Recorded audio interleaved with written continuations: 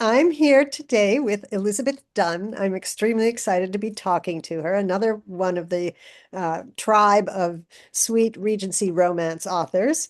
And let me just tell you a little about her before we plunge into this conversation. Elizabeth Dunn writes sweet Regency romance, and she says it's a natural outpouring of a lifelong love affair with English literature. Oh, yes, don't we all have that? Anyway, she has spent most of her life in Cape Town, South Africa, but in 2015, she moved to Iowa with her husband, their two children, two cats, and their African bush dog, whom I met over Zoom. It's really cute. When she's not writing or discovering the secret wonders of the Midwest, she is enthusiastically introducing her visitors to the joys of drinking rooibos tea, yum, with a biscuit, of course. So That's that's me. that's Elizabeth. Yes. I come So, with an accent. and there's the dog. Okay, The that's dog is right there. that's an American dog. Our Oh, it's an African American bulldog dog. unfortunately has passed. Ah, It's been 10 years since we've been here. So oh, right, of course. it's our first American pet. Ah, very Basically, sweet. he's a mix of Labrador, we can see the coat, Uh-huh. and Terrier, which is his Oh, personality. lovely. Well, that's a great mix. Anyway, Surprised the cat's not here, my two muses.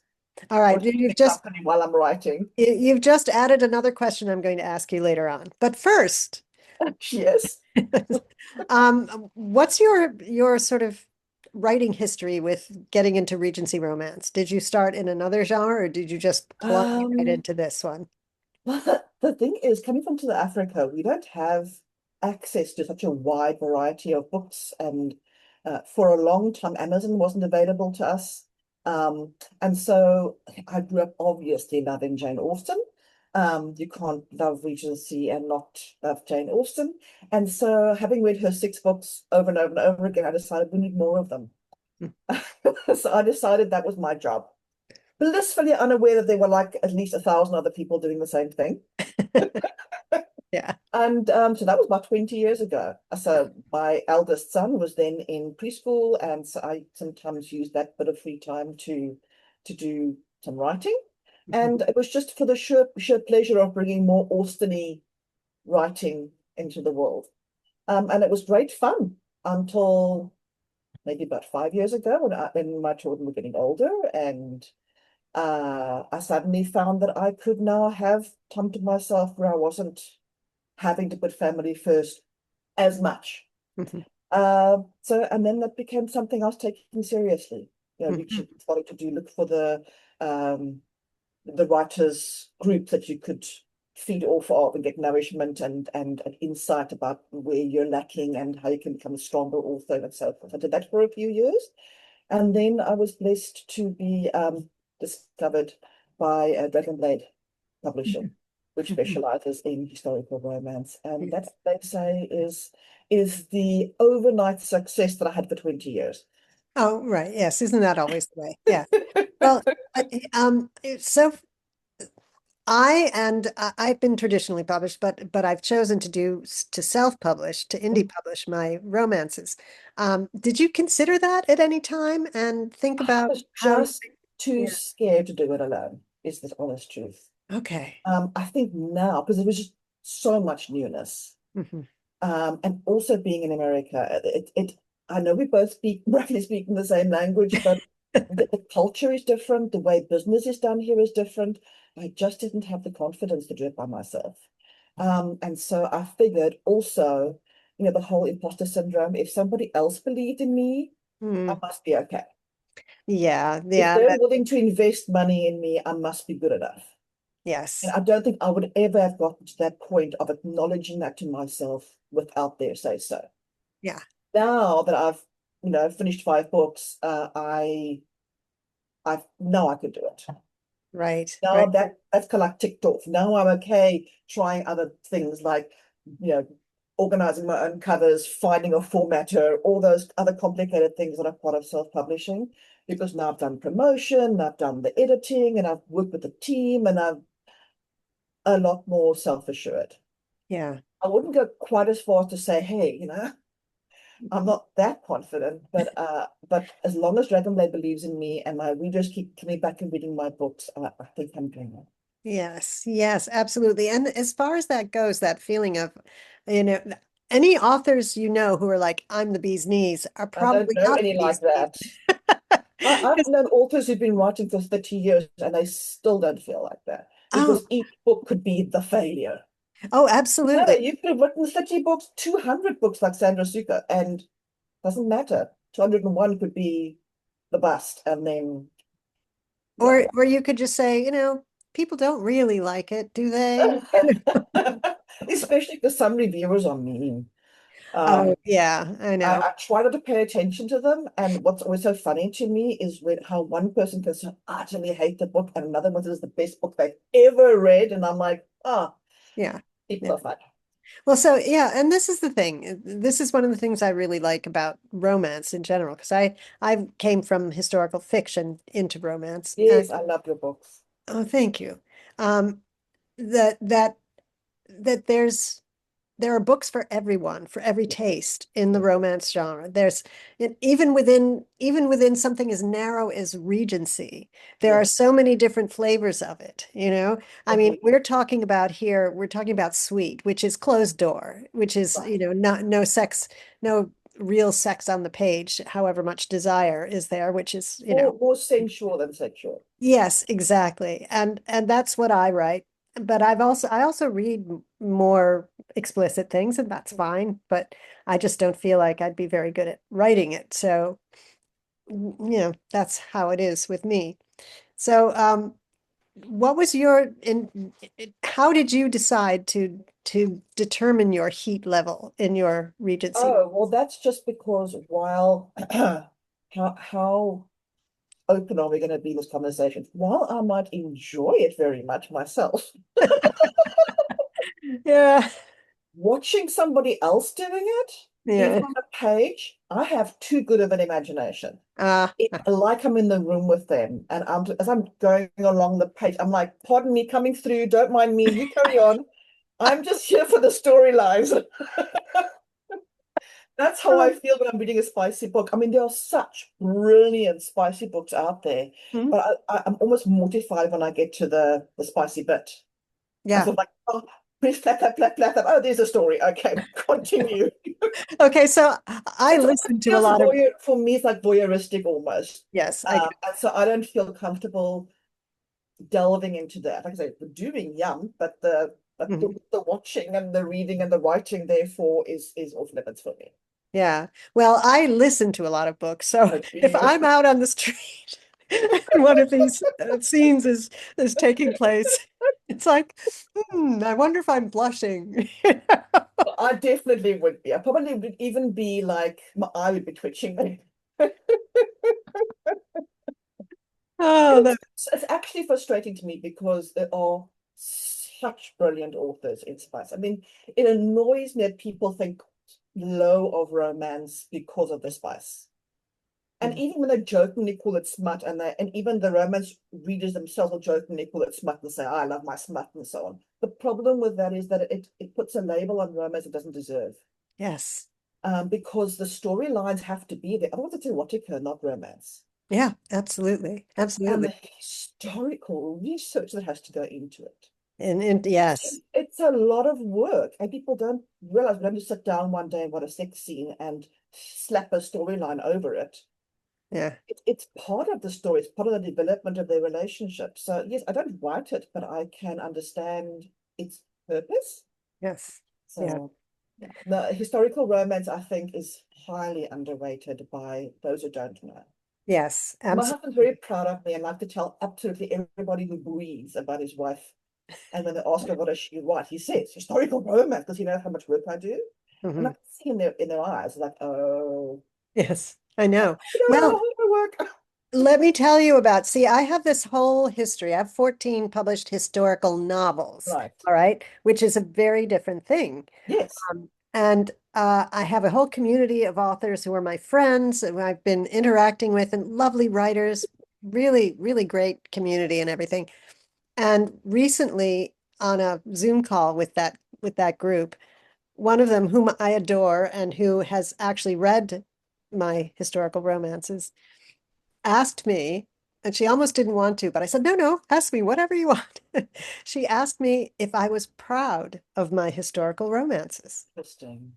And I said, yes, Yeah, absolutely. It's a totally different kind of challenge. And I don't stint on the research just because the exactly. romance is what's driving the story, you Right. know? Anyway, but that is you're just so right in what you just said about how people think of romance as not having the demands of storytelling that other kinds of novels do. And did they say that about a thriller or a mystery? No, no. No, no. Or if the thriller has a lot of violence in, everyone said, well, that's life is like that. Yeah. Well, there's other stuff in life as well. Yes, It's yes. much more fun. Yeah, exactly, exactly. And No, I think people just don't know. mhm, They make assumptions, yeah. especially because maybe, especially in our generation, we grew up with the whole sort of Mills and Boons thing, and the assumption was that people who read that were not the right sort of girl. Oh, You know what okay. I mean? So in our Yeah. generation, I don't know, I'm assuming we're in the same generation, but I certainly know when I was young, a teenager, Mhm. that the girls who read those sorts of books were not your sort of girl to keep company with. You see, I didn't, Grow up with that. I was So very lucky. My mother read everything you can imagine. And, everything from the trashiest trashy novel to great literature. And so we were never given but it any didn't come kind of, from my mother, I would say came from society. It was just an unspoken understanding. yeah, One yeah, of those rules that is so clear it needn't be spoken. yeah. But you're also talking about category romance there. You know the difference between category romance and I think it's called standalone romance. I can't remember. I had to learn this when I moved into doing Okay. Show me category something. romance Yes. is things like the Harlequin books Right, that right, where right. where their structure and where the publisher is driving what kind of Okay, content. understood. Yeah. And you have to fulfill the publisher's rules about, this has Ugh, to that happen sounds by this awful. point, but some writers that works really well for. I mean, some writers can just do that and they pump out books a lot. But No, no, I've I got to can. be in love with my characters, else I can't write the book. Yes, absolutely. So talk a little more about that, about how you develop your characters. Well, I do. That I spend quite a bit of time on. I spend much more time on that than working on the plot because my plots, the characters run away with the plot, so it doesn't really help to plan the plot too tightly. Hmm. A general sense of the arc that needs to happen. Hmm. And so it needs to end here, sort of go through these detours and, well, start here, sorry, and then end there. But the in between bits can't be too hard and fast because I've had my characters hijack my stories more than once, Yes. where the ending even had to change. They Hmm. had detoured so much. So what I do is I really spend time getting to know my characters. Obviously, I make some of the early decisions, like what they're going to look like, and I'm a very visual person, so I've got to find somebody on the internet who looks like what I imagine. Do you And then make like a mood board? Do you make a board or do you I've have got one. pictures? Oh, can you show Yeah, us?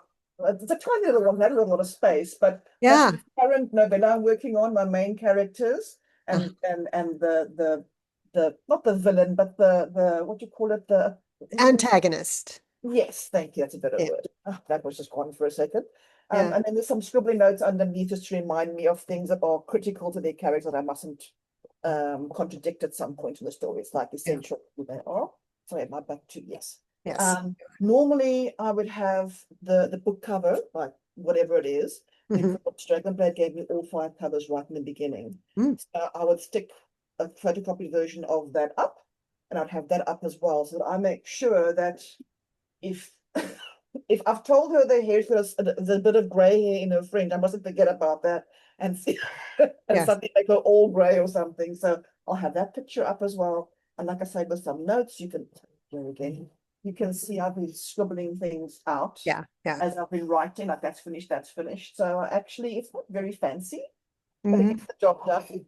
Yeah. Absolutely. Um, so yes, I do. I spend a lot of time getting to know my characters, deciding what is their wound?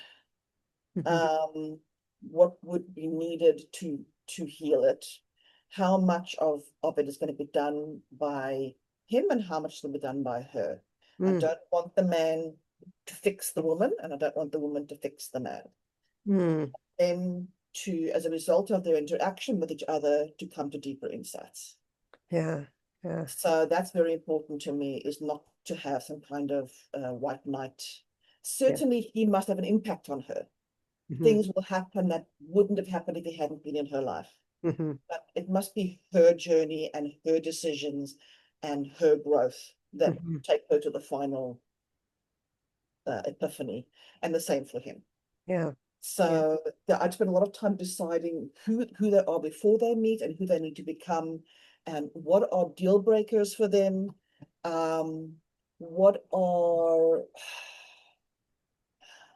One of my personal things is each one must have a little idiosyncrasy that gets repeated throughout the story, Hmm. so that it could even be a little expression that they have. Hmm. Like I remember I had one minor character who always said that women give him a headache. So every time that some woman contradicts him, he goes, "Oh, you're giving me a headache." So that it gets to the point where by chapter 25, when he's getting annoyed, the readers are all thinking, he's gonna say, "You're giving me a headache." Yeah. So that the readers almost feel that they get to know the person so well they know what's coming. Yeah, yeah, They feel that connection, that they're in the circle of friends. That's how that guy behaves. He's going to say that now. So each of my characters always has some idiosyncrasy that reoccurs throughout the story. So the readers kind of feel, yeah, we know it's coming. He's going to do that thing. yeah, yeah. So tell me about aside from the actual story stuff, which is absolutely vital, your research? How do you go about doing the research for your So books? depending on what the main themes are, I will do some basic research prior to actually writing the story. Hmm. Um, and that often already begins to derail me, because then I'll go, "Oh, it's not what I expected. I don't want to write that story. So we'll Hmm. think it."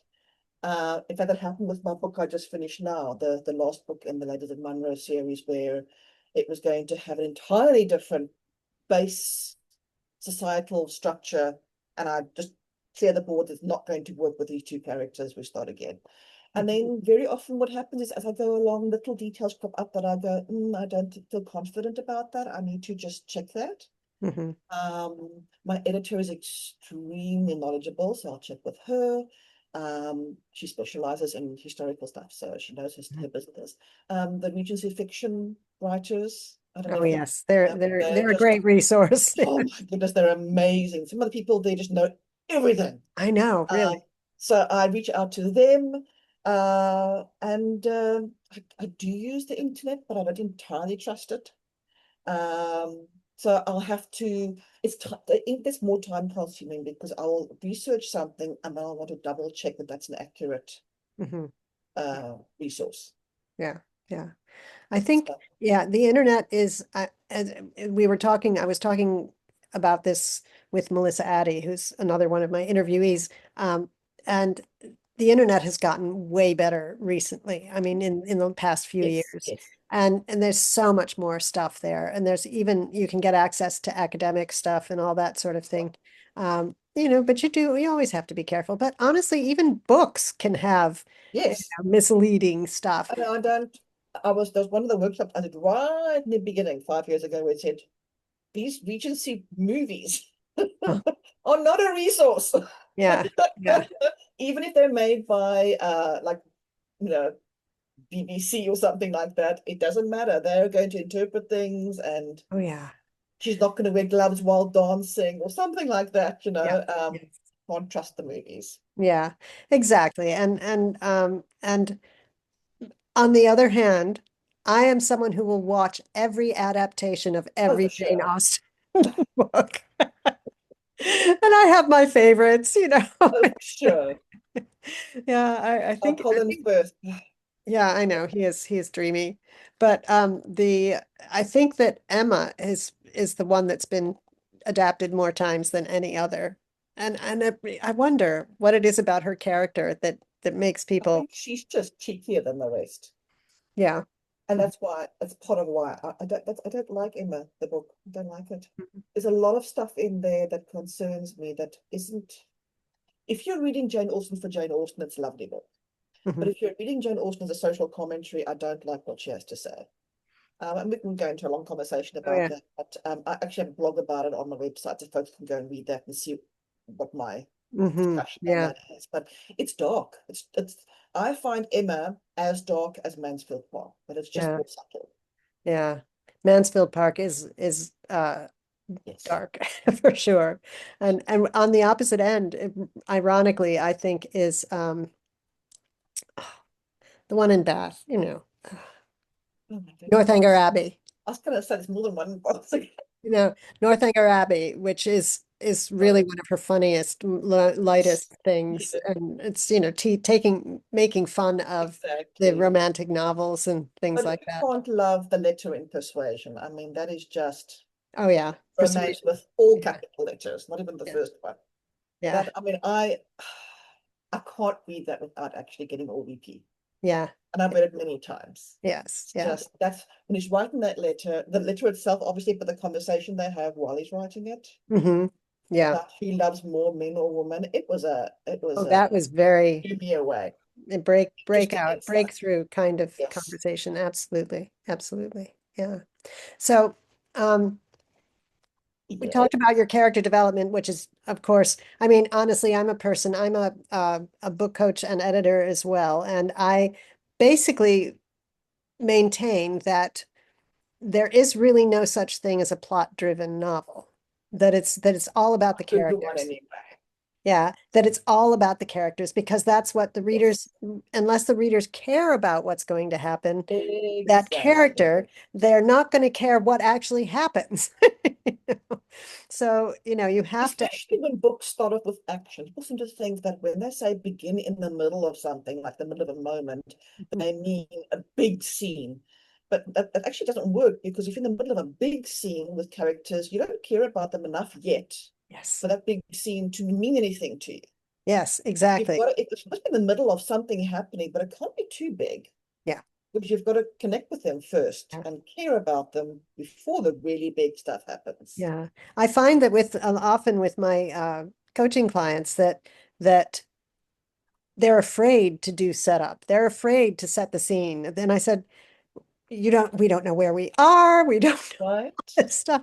You have to orient the reader, you And have it to is give the your reader. danger of too much backstory, and it's Yeah, difficult. yeah. But there are a lot of pitfalls, obviously, obviously. But so, do you, and this is something I've asked the other two and Uh-huh. gotten very interesting answers to. Do you think in terms of tropes and beats when you're writing your books? Not tropes, sometimes beats. Okay. All Not right. tropes at all. The tropes, I identified them after I've written the book. Yes. Yeah. Only because my editor asks them for publishing purposes. They want to know what to put in the advertising page, in the promos page. Mhm. And I go, oh, hang on, let me think, what did I use? That is so So funny. Yeah. tropes, not at all. My characters tell me who they are, and off we go. Yeah. Yeah. But the beats that I will use sometimes if something feels off in the paragraph, and I'll just go back. So I will use it more editorially than part of the writing, if you know what I mean. Right. I might say the writing's a bit off here. What am I missing? Oh, I think it's missing one of those beats. Yeah. Yeah. Yeah. It Yeah. becomes instinctive after a while as well. So you think about it less and just do it. So it might be that I'm doing it without necessarily thinking about it. It's not that I'm not using it, it's that I'm not thinking about using it, if that Yes. makes sense. And that it totally makes sense. And for me, the romance novels that are most successful, it, there's a structure underlying them, but you're not thinking, oh, there's the meet cute. Oh, there's the Yes. no way number one, all of those things. But they're very useful, I think, if you're just learning to so Yes, you agreed. notice Agreed. My first few how books, I definitely needed sort of like a timeline so that I didn't get carried away with too much setup or getting to the turning point too soon or waiting too long. So the first few books definitely I did use that sort of breakdown of the first 25% and then by this point you should have, but now yes. it becomes more instinctive. Yes, exactly, exactly. So interesting. So, now tell me a little bit about your writing process. When you mean like what Like I do how in a day. when you do how you do it, how you structure your writing day, how much time you spend and that sort of thing. I don't structure it very well. In the sense that I don't write like from 9 to 3 or something like that. I have a certain number of words on my target for the day, and I reach them however I can. Mhm. Because I do find it very hard to sit still. Mhm. I don't think I'm ADHD necessarily. I just find it dull to just sit. I wish I could plug something into my brain and just think my story onto the page. I see. I don't do, and my husband bought me a little one of those dictaphone thingies Uh-huh. because I only type with 2 fingers. Oh, I'm the fastest 2 finger typist he's ever seen because it's just a little blur. But I literally just type with 2 fingers. I never learned you never this. learned touch typing. And I tried to learn it, but it was so much slower than this at first that I didn't bother. Okay. But yes, so I don't do the dictaphone thing because I'm visual. So when I hear my own voice, I can't concentrate. It puts Yeah, me right off. So I have to type yeah. until they figure this little brain chip out. Um, and so the sitting down and the forcing it onto the page is very hard for me. And so I bounce up a lot. Go Hmm. in the garden, come back, write another paragraph, get up, stroke the dog. Yeah. So I have a very disruptive process. It's not very productive. I do spend almost the entire day writing my quota, but I don't just write. And then I go to supper and I come back and I write another page and then I phone my son and see how he's doing and I write another page. It's a very chaotic system. I wouldn't recommend it. But it's the only one that works for me. I can't just sit down and say, right now I'm going to do 2 hours of writing non-stop. Unless, of course, I'm in a flow. Yeah. Then it just comes, but that doesn't happen. That doesn't happen that often. And you have to get the pages. You have to do your count. What's really interesting too is that your process is your process. There's no Yes. right or wrong about it. It's Right. whatever works for you. Whatever results in getting that manuscript finished is what Yes. you should And do. the thing is, I don't want to hate writing. I Yes. don't want to sit down and go, "Ugh," you know. So Yeah. if I allow myself write break, and that works for me and that keeps me going, that's what I do. Yes. Yeah. Absolutely. I'm too old to care what people think. Yeah, I know. Yeah. So then how long does it roughly take you to get your first draft done? How much time? How many? When you say first draft, I'm one of those very naughty people who edits as I go. So I've been I've been told you shouldn't, but again, it works for me. yeah. So I want to have my book as published as possible, published as polished as possible when I'm done writing it. Hmm. And then I'll do one more edit, sweep through the whole book, looking for inconsistencies or I've spelt the name wrong repeatedly. Um, just because Or I'm, in my case, I changed a character's name and oh, then did didn't you? change it at the end. It's like, oops. Yeah, it happens. Oh, exactly. So I could probably finish uh probably hand it into my editor in about, but if it's including the writing and the polishing and the research and everything, 4 months. How much? 4 months? That's Yeah. Yeah. I know. I have, I'm at about a similar rate with mine right now, but that was not the rate I wrote historical fiction at. no, I I was, would have liked one a year. yeah, That would have been, a but book a that's year not with how me. my publishers work. Yeah. So Yeah. uh, they don't give you the maximum they give you is 5 months per book. And Yeah. the reason for that is they want to publish one every 3 months. So they Hmm. take a couple of months head start. And then once you get to a certain point, they begin to publish them because you know how voracious romance. Oh, yes. Oh, And yes. when they finish reading within like 3 days, the one book, they're like, where's the next one? I'm like, I'm still busy writing it. That takes time. I know. I know. I It would is. love to just produce one every 3 days. Wouldn't that be awesome? Yeah. Well, but you know, and that's the thing. There's this system that's called rapid release where people, and I don't see it so much in historical thing where No. they write a whole series and put them out like week after week. And I think that gives readers a false impression of how Yeah. long it takes to But I actually. do know some authors who write a book a month. A book Oh a month. yeah, yeah. I But mean, do we're are they talking writing novellas, we're religiously? talking for novels, 400 pages. Hmm. It's not even a short novel or a novella. It's a proper book. Yeah, Sorry, no insult to watching a novella myself right now. No reflection on novellas, but I'm talking about a book with a lot of pages. And they yeah, do it in a month. That includes and they aren't bad books. I would love to say, oh, well, yeah, yeah, the quality, but no, they're good books. yeah. I'm Yeah, so jealous. it's a I would it's an love to be ability, yeah, able it's a to do that. talent. It's whatever it is. I mean, and you can't change what you're given. So you just have to do your best. Is there anything that you would like to talk about in I relation must just to say, your this is the most fun interview I've ever had, and I've had quite a few. I think it's because you're an author as well. You get it, yeah, you yeah. know? So I'm not being interviewed by somebody who is doing it for the purposes of clicks or maybe just promotions or whatever. You really get it. Hmm. I think you've asked really interesting questions. So, well done. Thank you so much. But the only reason for me to do something like this is for my own selfish reasons. Because Oh, well, go, for the same do it thing. more I mean, often if you want. I know, I Ooh, ooh, know. ooh. Let's show them my books. Yes, do Okay, please. so this is the first one. So there's the Ladies of Monroe series is 5 books. The Mhm. first 3 are out. The fourth one comes out end of September, and the last one end of the year. Oh, The novella that I'm writing is part of a anthology, a Christmas anthology that's coming out also at the end of the year, obviously, Christmas. mhm.